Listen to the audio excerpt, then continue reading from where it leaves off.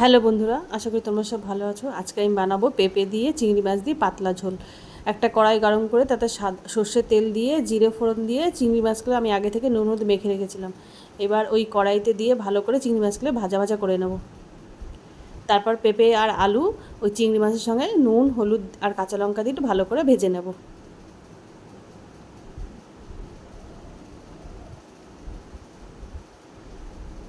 পেঁপেগুলোকে ভালো করে ভাজা হয়ে গেলে এরপর আমি আর জল দিয়ে আর একটু নুন হলুদ আর কাঁচা লঙ্কা দিয়ে নাড়িয়ে চাড়িয়ে পেঁপেগুলোকে সিদ্ধ হওয়ার জন্য খানিকক্ষণ ঢেকে রাখবো।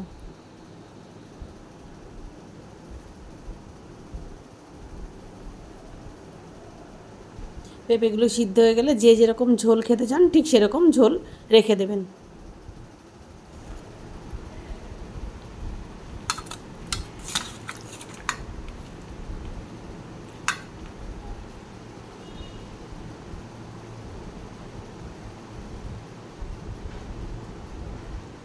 ও কি ভালো হয়েছে দিদি ভাইরা, আপনারা এইভাবেই রান্না করে খাবেন পেঁপের পাতলা ঝোল।